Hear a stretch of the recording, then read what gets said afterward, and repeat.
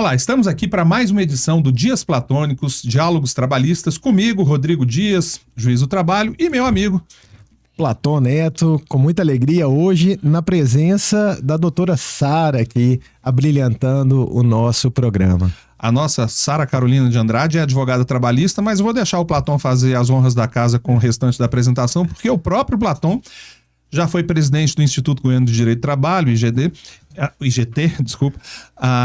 Tem algum motivo de eu estar falando isso, né, Platão? Exatamente. A Sara foi presidente do IGT, do Instituto Goiano de Direito do Trabalho, de 2019 a 2021. Também foi conselheira da OAB e advogada trabalhista, militante, né, e está sempre presente nas nossas discussões aí, nas ações do IGT. Então, muita alegria recebê-la aqui hoje, doutora Sara, e tenho certeza que vai ser muito importante nessa discussão de um tema hoje que é muito pujante e presente no dia a dia das relações de trabalho. É isso aí. Mesmo. Muito obrigada aí pelo convite, fico muito feliz, muito honrada pelo convite, doutor Rodrigo, doutor Platão, e vai ser uma alegria a gente poder conversar um pouco sobre esse tema tão interessante aí dentro da Justiça do Trabalho. O tema tão interessante aí é a justa causa, né, Platão? Isso aí. Só fazendo um parênteses rápido, a Sara foi presidente do IGT quando nós tivemos a pandemia, né? Quando nós enfrentamos a pandemia. Deve ter sido muito fácil, né? Porque o IGT, o evento do IGT que chama a atenção, pelo qual o IGT é inclusive conhecido, é o Congresso, né? Exatamente. Na pandemia deve ter sido uma moleza, né? Nossa, olha, eu vou te falar, foi um grande desafio. Eu agradeço muito, inclusive a vocês que me auxiliaram, todos os associados do IGT, né? Muitos amigos realmente abraçaram essa causa durante a pandemia para que a gente não deixasse o Instituto fechar as portas. O Instituto se reinventou. Verdade. E continua aí funcionando plenamente, graças a Deus. Que bom. E nós vamos falar sobre justa causa nesse nosso encontro aqui, né?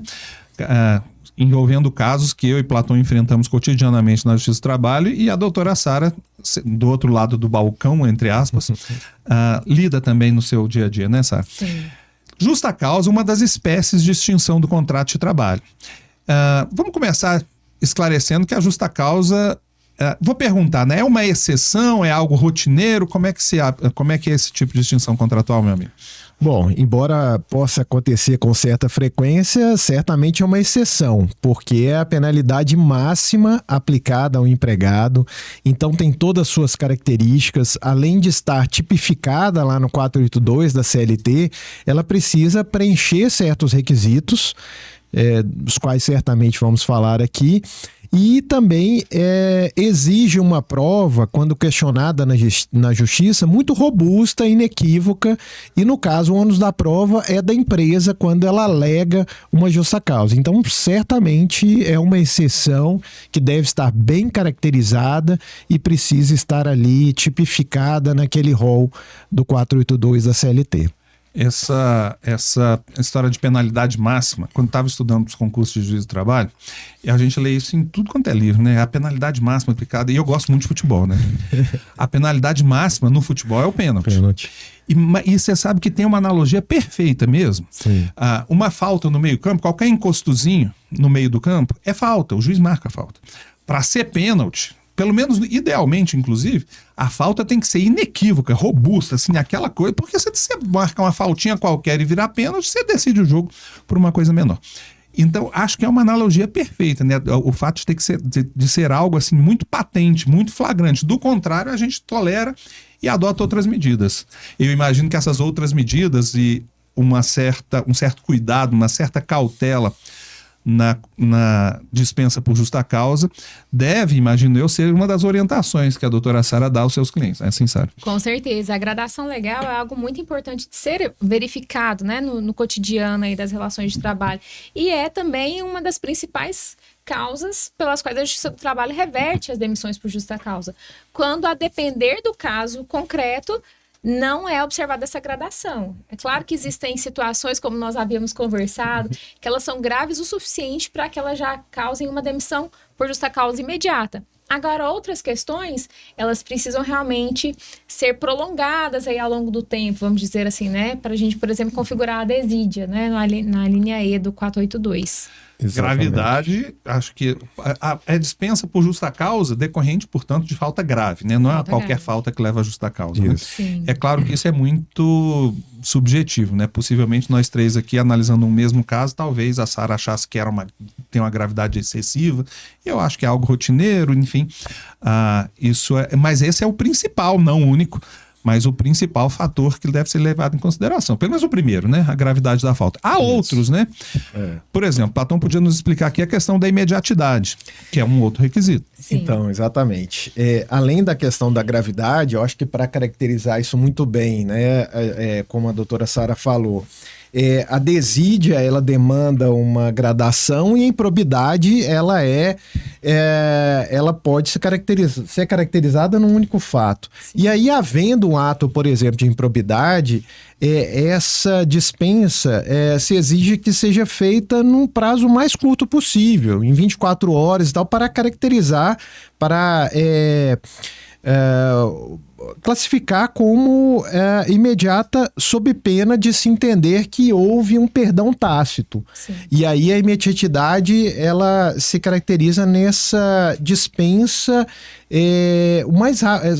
feita o mais rápido possível após a ocorrência ou a ciência do fato. Então, por exemplo, há uma suspeita de prática de um ato de improbidade. A empresa precisa investigar aquilo ali. E há uma auditoria interna para se constatar, identificar a autoria daquele fato e verificar se aquilo realmente ocorreu.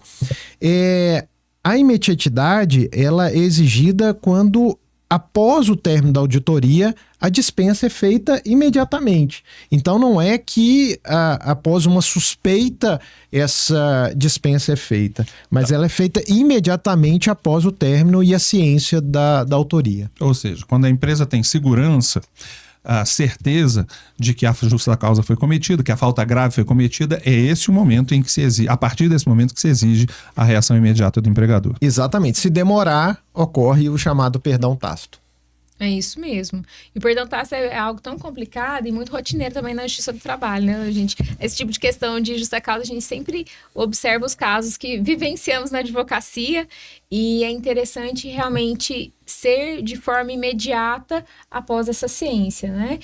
Então, é algo que a gente tem que observar mesmo. Não, porque senão fica a história da carta na manga, né? Você cometeu a justa causa, cometeu uma falta que eu considero grave, mas eu preciso do seu trabalho. Então, não vou te dispensar por justa causa, não. Não vou nem te dispensar. Mas daqui a um mês, quando eu já não preciso tanto mais do seu trabalho, eu te chamo. Sara, você lembra aquilo que você fez há um mês atrás? Pois tô te dando aqui a dispensa por justa causa, por isso. Pisou na bola lá atrás.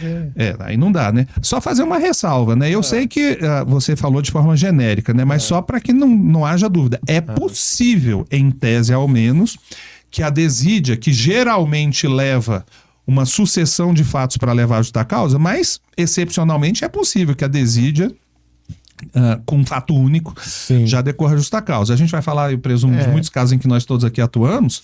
Eu me lembro de um caso muito vivamente, por causa das consequências, né? De um motorista que ele se sentia entediado, motorista interestadual. Ele se sentia entediado durante a viagem, porque aquela coisa meio rotineira para ele, né? Parada. E ele ficou desatencioso.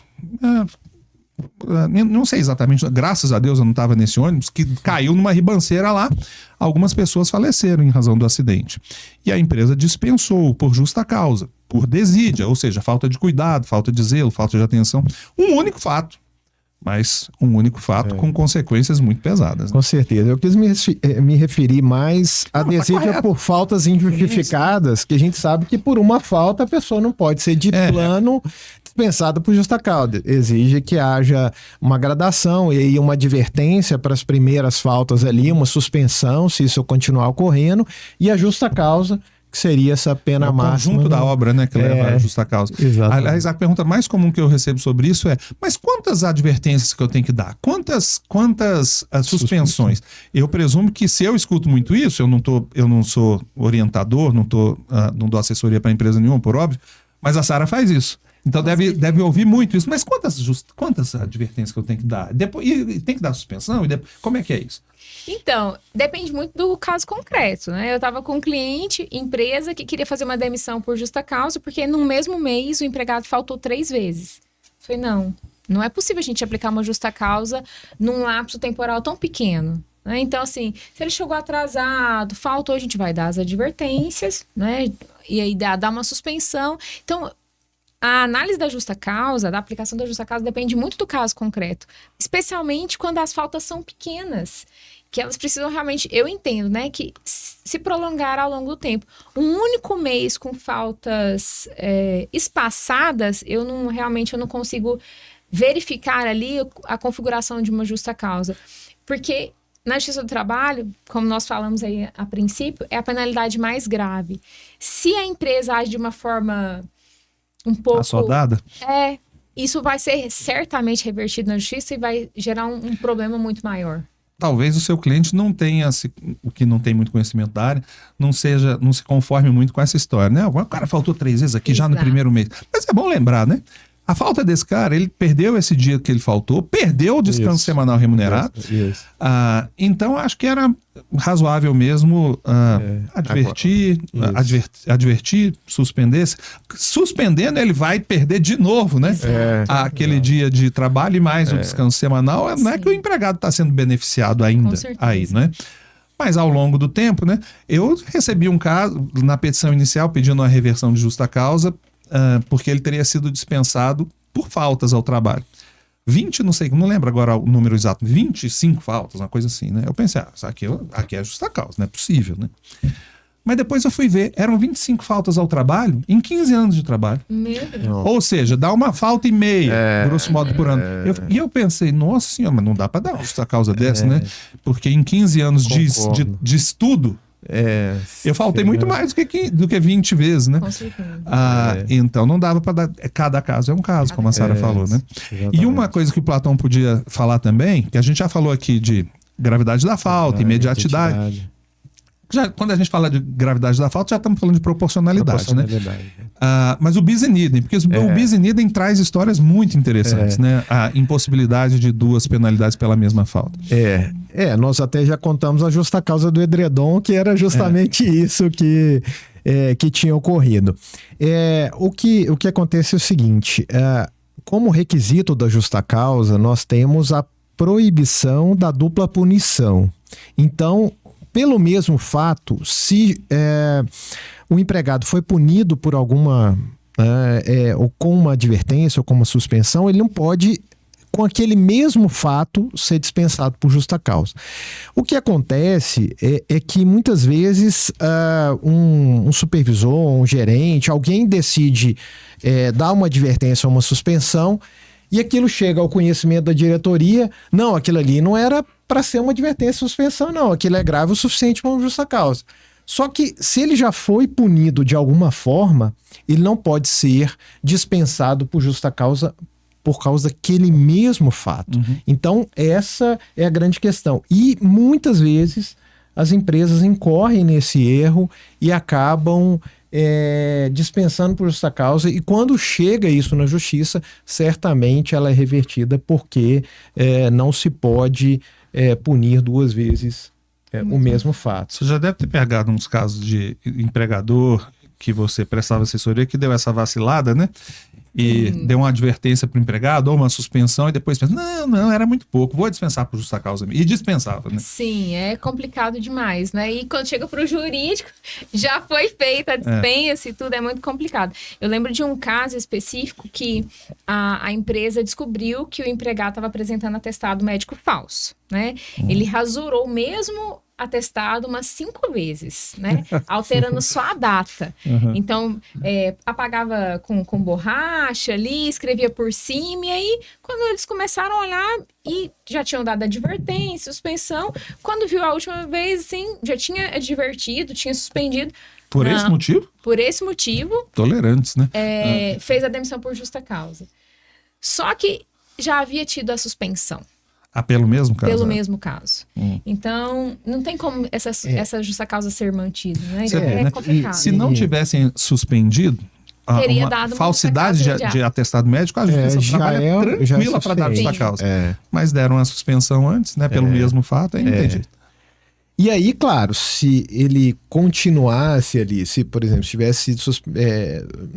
tivesse havido a suspensão e por aquele... Não é aquele fato em si. A mesma falta. Não é... por exemplo, se ele apresentar um outro atestado de novo... Depois, embora seja aquele fato, mas isso aconteceu de novo, aí sim a empresa poderia ter, para a gente não confundir essa questão. Eu acho que eu falo isso em aula, né? Que se a noção de non bis in idem, nós temos desde criança, qualquer pessoa. Caso muito comum de criança que faz alguma arte em casa, né? Que eu lembro, por exemplo, você quebra o vaso muito ao gosto da sua mãe, né? Nossa senhora, dá um desespero, né? No meu caso particular, o meu pai era muito tranquilo, minha mãe muito brava. Então, se eu quebro um vaso, eu, de forma esperta, inteligente, eu vou contar pro meu pai. E o meu pai vai me dar uma bronca e tal. Aconteceu coisa parecida comigo já. Por que eu espero para contar pro meu pai? Porque em algum momento minha mãe vai descobrir. E quando ela vier me cobrar, e a cobrança da minha mãe era bem complicada, eram outros tempos, né? A minha impressão era, não, mas eu já contei pro meu pai, e meu pai já me castigou. Então você não vai me fazer nada. Minha mãe não era jurista e castigava de novo. Não tinha dessa de non bis in idem lá em casa. Mas é um fato, a gente tem essa noção dentro da gente, que você não pode sofrer duas punições pelo mesmo fato. O empregador tem que tomar cuidado com isso, né? Exatamente. Platão também já contou o caso do edredom aqui, você não estava aqui, né? No anterior. Mas a gente pega e você deve ter vários casos disso, né? Aliás, tem um filme muito interessante, né? Que a mulher, ela é presa, fica durante anos na cadeia por ela ter assassinado uma pessoa. E aí se descobre que essa pessoa, ela estava viva. Ela foi punida por um fato que não tinha acontecido. E aí a discussão no filme era a seguinte: como ela já passou o tempo na prisão, ela podia matar aquele cara, porque como ela já foi punida por ele, ela não podia ser punida duas vezes. E essa é uma discussão, né? Você acha o nome do filme?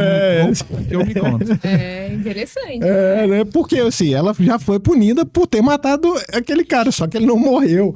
E aí depois ela se viu naquele dilema ali, poxa, será que poderia então, já que...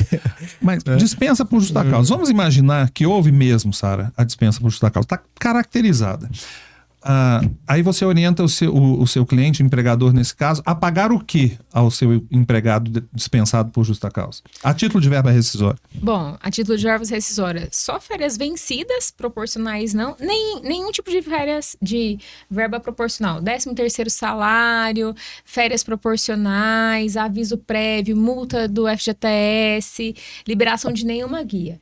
É saldo de salário, férias vencidas e se houver 13º vencido. E é isso. E é tão interessante, vou até fazer um comentário que eu tomei um susto essa semana.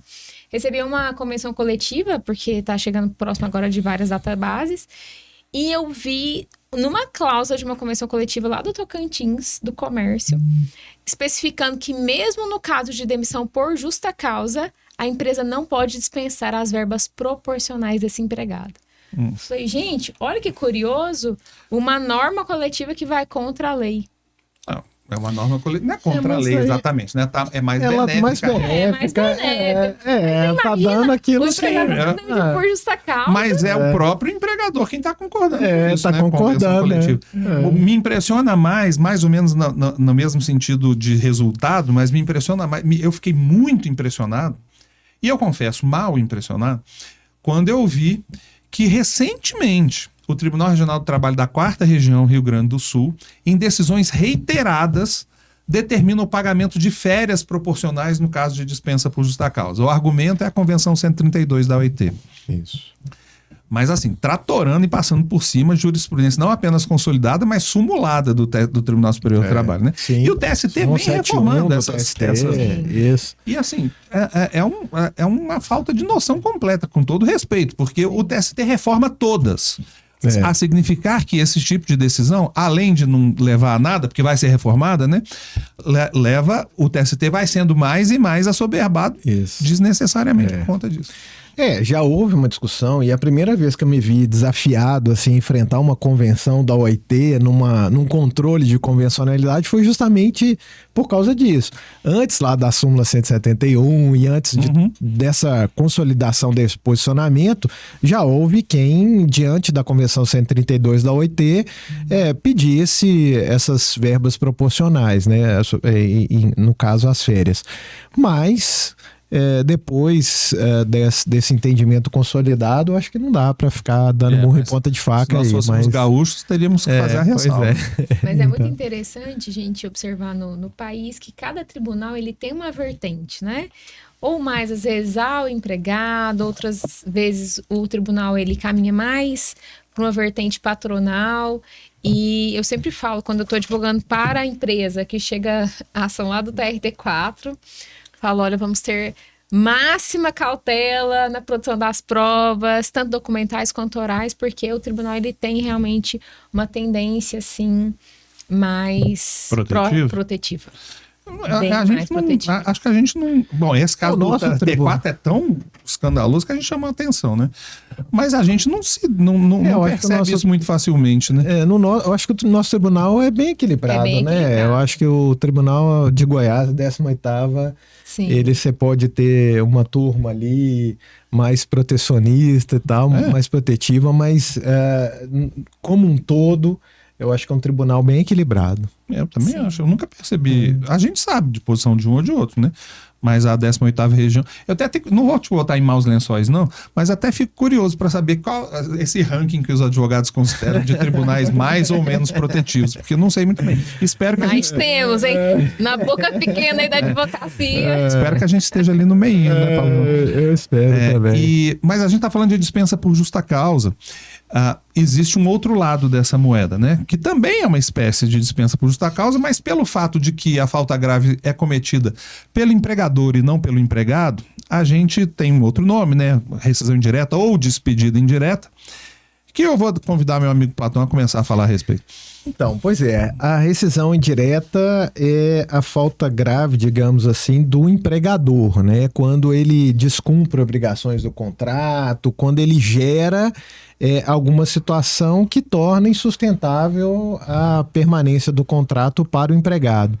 E hoje em dia tem muita discussão em relação à falta de recolhimento de FGTS, falta de pagamento de algumas parcelas, que acaba, assim, gerando essa situação. Agora, o que a gente vê na prática, né, Rodrigo, é que pode acontecer, eu não estou generalizando, mas, assim, aquele empregado que está querendo sair, que quer forçar uma saída e acaba não conseguindo, e aí entra na justiça pedindo a rescisão indireta, e nem sempre ela é considerada, e aí a justiça acaba entendendo que houve um pedido de demissão e não a rescisão indireta. Nossa. Mas, assim, de uma forma muito simples, é isso, né? A rescisão indireta, ela está caracterizada lá no 483 da CLT, e seria o outro lado da moeda, da justa causa, aí que está no 482, e é aquela conduta da empresa que torna insustentável a permanência da relação de emprego. O que não acontece no Brasil, né, Sara? Porque o empregador brasileiro não comete justa causa nunca, né, assim? Não, mas essa história do abuso da rescisão indireta, a gente tem recebido uma quantidade muito extraordinária de ações com pedido de rescisão indireta. Bom, há casos, obviamente, de empregadores que cometem a justa causa, né? Catalogada lá no 483. Mas tem sido perceptível esse caso que o Platão mencionou, né? Do empregado que não tem, por variados motivos, interesse em permanecer na empresa, seja porque ele quer o seguro-desemprego, seja porque ele tem já um outro emprego em vista, e ele sabe que pedir demissão, um pedido de demissão, com o pedido de demissão, perdão, ele receberia verbas rescisórias em valor, em patamar inferior, não levantaria FGTS, etc. Então ele ajuiza uma ação requerendo rescisão indireta. E eu imagino que muitos empregadores, a Sara, de forma prevalente, não acho que não exclusiva, mas prevalentemente advoga para empregadores, imagino que os empregadores se ressintam um bocadinho dessa quantidade de ações com pedidos de rescisão indireta, né, Fábio? Sim, se ressentem muito. E quando chega para algum cliente uma ação de rescisão indireta, porque ela tem competências de FGTS não recolhidas, eu falo, vamos fazer um acordo. Vamos fazer um acordo porque vai perder. Vai perder. Agora, tem... não tem jeito. Agora, recentemente, um cliente, uma empresa, uma clínica odontológica recebeu uma ação fazendo a reversão, pedindo uma rescisão indireta, perdão, e a empregada, ela ocupava o cargo de serviços gerais na clínica. Ela pediu rescisão indireta porque ela disse que a empresa não fazia o pagamento do adicional de insalubridade. Então, que isso seria grave o suficiente para que houvesse realmente essa demissão. Quando eu fui falar com o cliente, né, pedir a documentação, ele falou para mim, mas doutora Sara, a gente paga a insalubridade. E me mandou lá todos os contra-cheques, os programas todos. Eu falei, então nós estamos com uma ação ganha. Porque se ela pede a rescisão indireta por não receber o adicional de insalubridade, a empresa, através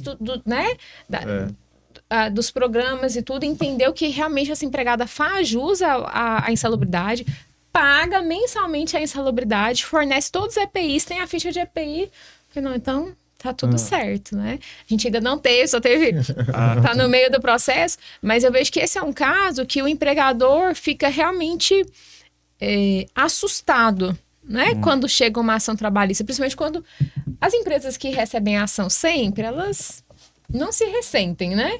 Agora, quando esse cliente mesmo foi a primeira ação da clínica odontológica, falou, não faz sentido nenhum, se eu tô pagando tudo certinho, né? A pessoa tá me processando, eu falo, não, tá tudo certo, fica calmo, a gente vai conseguir resolver tudo isso de forma tranquila. O caso da FGTS está consolidado, não há o que fazer, você está dando a orientação correta ao seu cliente, né? Mas em algumas situações é muito injusto, inclusive.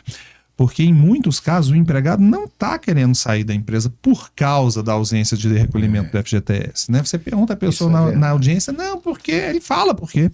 Só que a jurisprudência é tão forte e consolidada nesse sentido que nós estamos enfrentando um desvirtuamento, na minha visão, que é, o sujeito fica de olho no depósito do FGTS, às vezes até torcendo para não ser depositado. Porque a qualquer momento ele pode alegar essa ausência de depósito para conseguir, com absoluta certeza e segurança, uma dispensa, o reconhecimento de uma rescisão indireta. Rescisão indireta, que todos nós sabemos, tem os mesmos efeitos rescisórios de uma dispensa sem justa causa. O cara quer isso. Então não me parece muito razoável. Mas eu vou desafiar aqui meu amigo Platão, e você pode comentar, viu, Sara? Esse caso que você falou aí do adicional de insalubridade, certo ou errado, o TST tem decidido que, acho que tem até tese já, né? Salvo engano, que a ausência do pagamento do adicional de insalubridade é fator conducente ao reconhecimento da rescisão indireta. Ok. Partindo desse pressuposto, eu te pergunto, a empresa lá que a Sara presta serviço paga o adicional de insalubridade em grau médio, mas o sujeito ajuizou a ação dizendo que não é grau médio, não, é o máximo. E vamos dizer que faz a perícia lá, não é grau máximo mesmo. Então vai mandar pagar a diferença do adicional que foi pago, né? E aí, mas dá a rescisão indireta? Eu não sei, eu acho que eu não daria, não. Não, porque não é razoável, né? Eu acho que tem a rescisão indireta também tem os seus requisitos, Sim. né? Assim como a justa causa. Então, assim, havia alguma dúvida. Acho que, né? E talvez um perito desse, a não ser que fosse uma coisa muito já clara, né? A questão, por exemplo, dos banheiros lá, quando, né, há um uso coletivo e tal, que já tem uma caracterização, assim, em jurisprudência. Aí a empresa, conscientemente, ela não paga. Agora, se havia alguma dúvida a respeito do grau, eu, para mim, acho razoável se ela paga no grau médio, mas depois o perito reconhece e o juiz entende que é o grau máximo, eu, assim, não vejo, a princípio, claro, cada caso é um caso, mas, assim, certamente uma rescisão indireta por causa disso. Da mesma forma que se o empregado comete uma falta menos grave, ele é só advertido ou suspenso, não é qualquer falta que o empregador cometa, e vai cometer algumas, né? Que leva à rescisão indireta do contrato, né? Porque senão qualquer coisinha levaria à rescisão indireta. Rescisão indireta que é muito custosa para o empregador, porque perde o empregado com o qual ele conta, tendo que pagar todas as verbas rescisórias na sua inteireza, né? Eu imagino que esse seja um dos motivos pelos quais os empregadores estejam... Porque eu percebo isso em sala de aula, imagino que a Sara perceba no dia a dia dela. Estejam assim tão indignados até em alguns casos com essa sucessão, com essa avalanche, né, de ações pedindo rescisão indireta do contrato. Né? É isso aí. Mas voltando à justa causa, eu queria contar um caso aqui que eu achei muito interessante. Nunca aconteceu uma situação como essa. Não sei se todo mundo vai entender, porque esse caso aconteceu ainda na época que as pessoas davam cheques, né? E hoje a galera da geração Z nem sabe mais o que é cheque, né? Mas nós sabemos, né? E um caso que aconteceu lá em Brasília, quando eu era juiz lá, o cara era frentista de um posto de gasolina e ele recebeu o aviso prévio. E até é interessante para a gente falar de uma questão específica aqui, né? Ele recebeu o aviso prévio e ele lá no posto onde ele trabalhava, no curso do aviso prévio, começou a aparecer um monte de gente lá, o posto ficou movimentado e o povo dava cheque pré-datado. Então, com 30 dias. Então, lá no 5º dia do aviso prévio dele, o povo começou a passar lá e era um monte de gente, o posto movimentado até. E aí, chegou no dia final do aviso prévio, ele recebeu as verbas rescisórias sem justa causa e tal, direitinho, TRCT perfeito. E aí, 5 dias depois, começou a cair os cheques, né? E cheque tudo sem fundo. E aí, a empresa percebeu que aquele pessoal que ia abastecer lá era tudo conhecido, familiar, amigo, vizinho desse frentista que tinha sido. E aí a empresa, é uma justa causa. Só que rapidamente o cara já entrou com uma ação trabalhista, pedindo as verbas lá. E aí a empresa falou, não, peraí, ele não deveria ter sido dispensado sem justa causa se eu tivesse conhecimento do que aconteceu. Então, em reconvenção, a empresa pediu ali o reconhecimento da justa causa e naquele fato ali, já tem muitos anos, deve ter uns 20 anos, eu anulei aquele TRCT e reconheci a justa causa que teria sido dada se a empresa tivesse ciência daquilo. E a empresa mostrou o vínculo de todos aqueles clientes ali com o reclamante. E acho que o TRT manteve aquela decisão e foi interessante, porque eu nunca anulei um TRCT, assim, numa ação trabalhista. O que aconteceu aí, me corrija, né? Eu sei que julgou o caso. O que houve foi o cometimento de uma falta grave no curso do aviso prévio. Isso mesmo. Eu acho razoável e o TRT manteve sua decisão. É um caso excepcional, obviamente, mas acontece muito. E a Sara pode ser a melhor pessoa para falar sobre isso. Do contrário, o contrário não, parecido. A empresa dispensa sem justa causa, embora tenha ciência da falta grave. Não é o seu caso.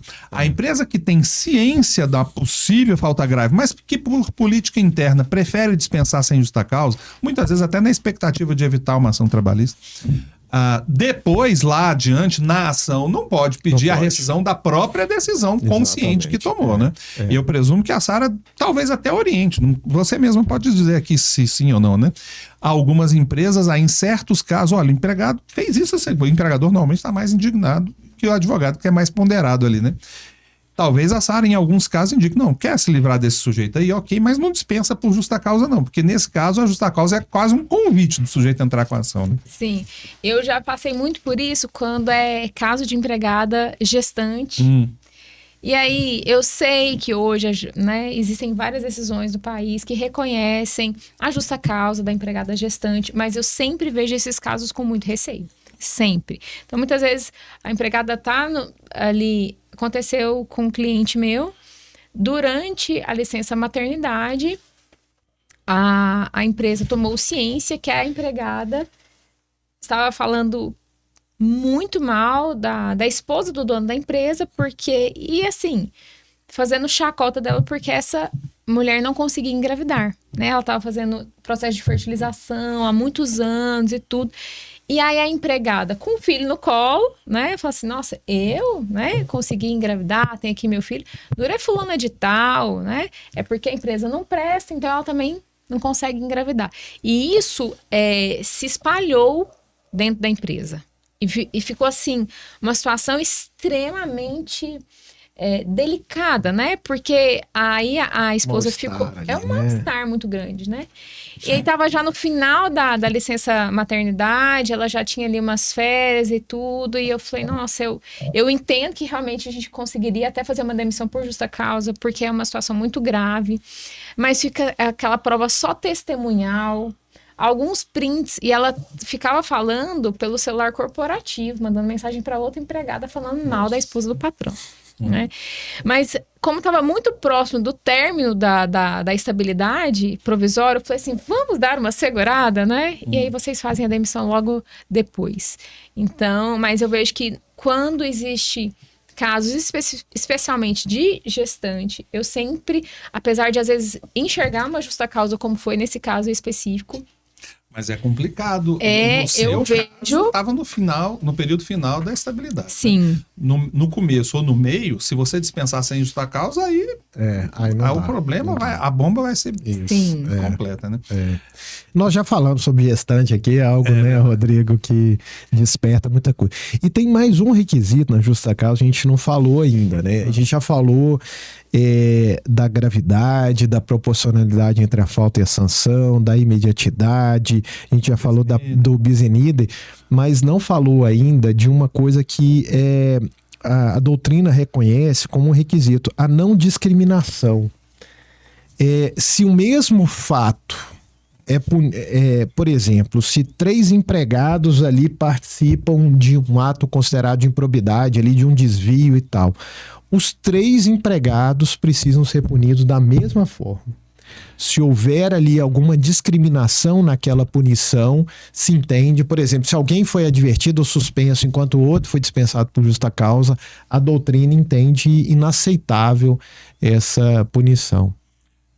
Questão de isonomia, né? Isso.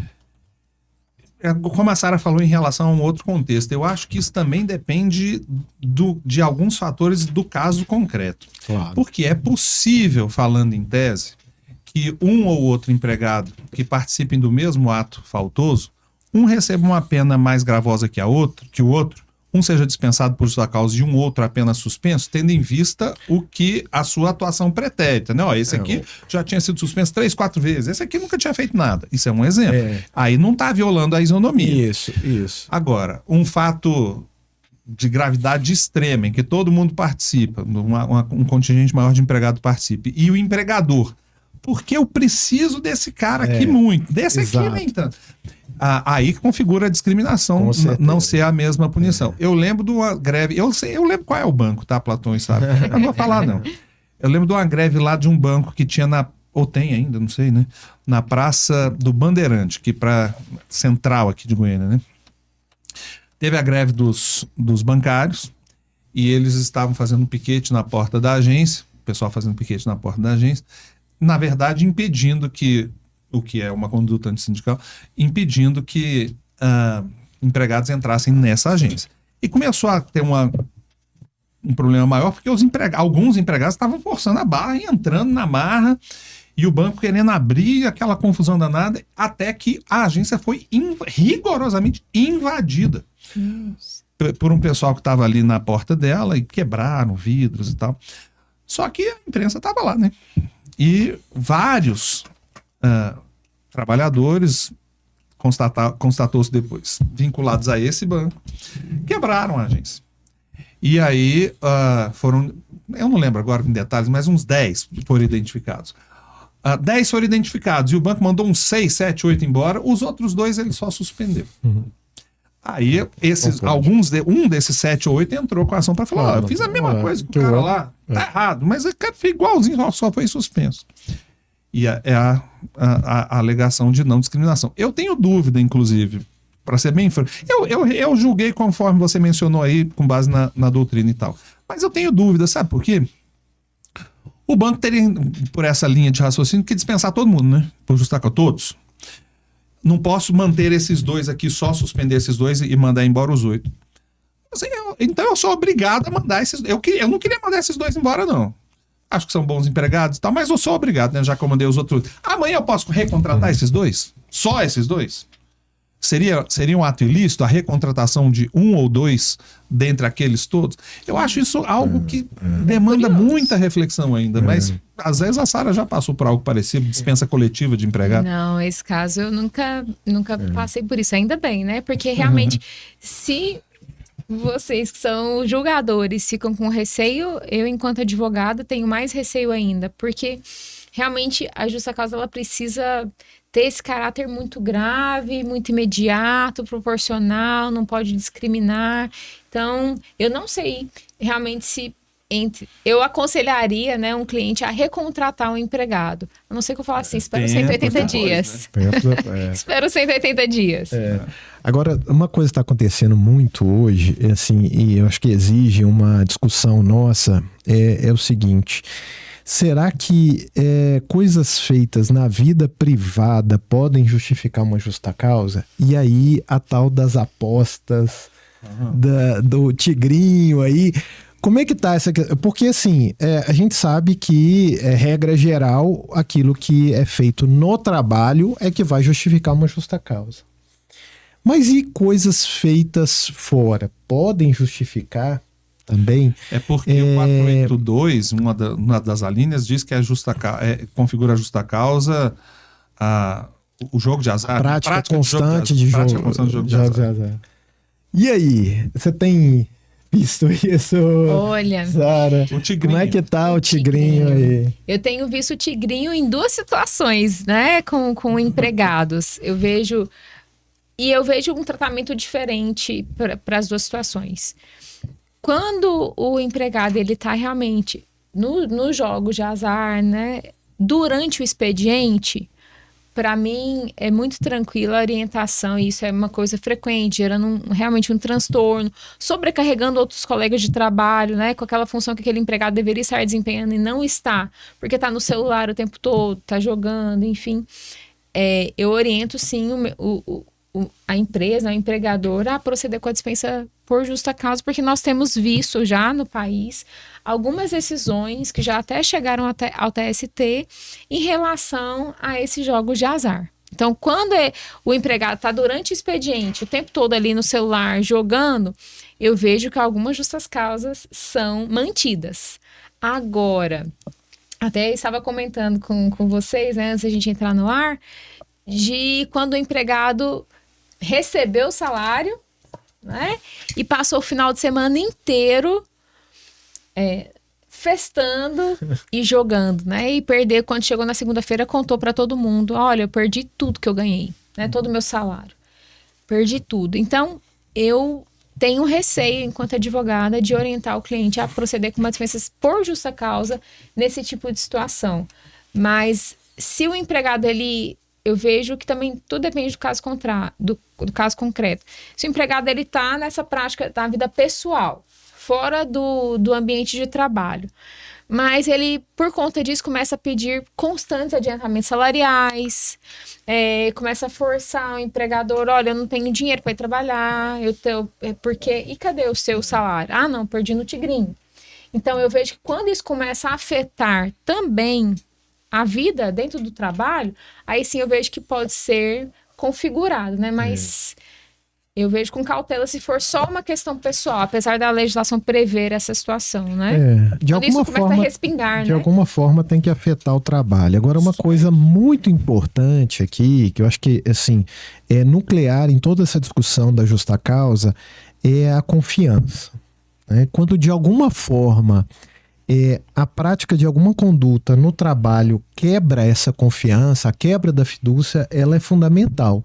Então, assim, se o cara tá fazendo ali, tá se divertindo e não afeta em nada o trabalho, eu acho que é tolerável. Agora, se de alguma forma ele traz para o trabalho algo que vai contaminar, contagiar e que seja grave, claro, aí sim isso pode caracterizar uma justa causa. Eu estou de pleno acordo. Só que, outra vez, né? Estudando para concurso de juiz do trabalho, lá atrás, no século passado, pensa falando assim, né? Um dos livros que eu me lembro vivamente de ter lido era o do José Augusto Rodrigues Pinto, Curso de Direito do Trabalho. Gostava muito dele, o Bom Baiano, né? Bom Baiano. colega do meu amigo Platão lá na Academia Brasileira. Muito querido. E o professor José Augusto Rodrigues Pinto, que eu tive a honra de... Acho que não dá para falar que fiquei amigo, né? Teve uma época que a gente teve um contato muito constante. Ele escreveu no livro dele, de uma forma bastante visionária até, escreveu isso na década de 90 do século passado, que a prática constante de jogo de azar tinha uma tendência, isso foi escrito há 30 anos, tinha uma tendência de se tornar, não digo letra morta, mas um artigo tendente a ser devidamente sopesado, da mesma forma que hoje, e naquela época já era assim, tratamos o alcoolismo. Sim. Visualizar isso como uma possível patologia. E se essa conclusão, ao fim e ao cabo, for alcançada, não é ainda o que nós temos, mas é possível que mesmo afetando diretamente a produção do empregado, porque ele está praticando o jogo de azar durante o expediente, mas se for havendo reconhecimento de que se trata de uma doença, não vai ser possível a dispensa por justa causa. E eu acho que a gente está no limiar disso, porque você vê algumas pessoas que parecem que realmente é um troço patológico, né? Essa questão do tigrinha que está chamando muita atenção, nos chamando muita atenção nesse momento. Mas é assim, a gente pode falar sobre justa causa aqui até amanhã de manhã, né? Mas a gente não pode fazer isso, né? Então, a nossa visão é um pouco diferente, por razões óbvias, da visão da Sara, né? Ela acabou de falar aqui sobre, vocês que vão julgar, eu tenho que ter um cuidado especial, e tem mesmo, né? Porque eu e você julgamos, penso eu, com máxima cautela, com ponderação, mas se a nossa percepção não se revelar, ao fim e ao cabo, a mais adequada, nós temos um tribunal regional e, no limite, o TST para, eventualmente, corrigir uma coisinha ou outra ali. E se errarmos, não seremos diretamente afetados por isso, né, Platão? Exato. O caso da Sara é um pouquinho diferente, né? Ela tem que lidar com os clientes. E para a gente encaminhar, então, para um encerramento, assim, quais seriam assim, os erros práticos assim que as empresas cometem antes de aplicar uma justa causa? Então, daria para a gente resumir tudo aqui. E como é que você orienta essas empresas? Sim. Existem alguns erros que são bem graves, assim, as consequências são graves, né, e são erros simples. Eu vejo que o principal deles é a falta de documentação. Perfeito. Porque o empregador, que ele realmente, o empregado cometeu aquela falta, mas ele não documentou aquilo, ele não juntou fotos, vídeos, prova testemunhal, enfim, se ele não organizou a parte documental e depender somente das testemunhas em audiência para confirmar aquela justa causa, eu vejo que é um dos grandes fatores de reversão da justa causa. Então, o primeiro erro que eu vejo é não documentar os fatos. Uma outra situação que eu vejo também que geram grandes reversões na justiça do trabalho é o perdão tácito. Às vezes o empregador verifica aquela situação, tem a justa causa ali configurada, mas ele espera passar o tempo. Eu tenho um cliente que ele fala assim, eu estava no fechamento da folha, eu precisava daquele empregado. Eu precisava que ele terminasse aquilo. Então, eu esperei concluir aquele momento, né? Ou às vezes quando trabalha no comércio, está no final do ano, como é que eu vou dispensar esse empregado, esse vendedor aqui no auge do Natal? E aí o empregador deixa para fazer isso depois. Não, chegou janeiro, vou fazer a dispensa. Então, é um outro problema simples, né? Mas que as consequências são muito graves e que vão acabar gerando essa reversão da justa causa. E a falta de orientação jurídica. Muitas vezes é uma situação que não é para ser uma demissão por justa causa e ele faz essa de afogadilho, né? Faz essa dispensa por justa causa e isso também acaba sendo revertido. Então, eu vejo que são 3 erros aí que eu posso indicar que são principais. A falta da documentação, o perdão tácito e, às vezes, uma aplicação indevida da justa causa naquele momento, né? Que, às vezes, se prolongasse um pouco mais no tempo, alguma coisa assim, fizesse uma gradação legal ou não observou essa gradação legal na hora da dispensa, isso acaba gerando uma reversão na justa causa lá na justiça. E às vezes a gente reverte mesmo, né? Fazer o quê, né? Olha, sem dó nem piedade dos advogados, depois tem que ficar lá, né? Não, mas sempre tem um advogado que acha bom isso, né? Eu sempre digo. O sujeito recorre, mostra toda a sua indignação, às vezes com razão, e faz uma crítica, às vezes, muito forte sobre o que nós decidimos, né, Platão?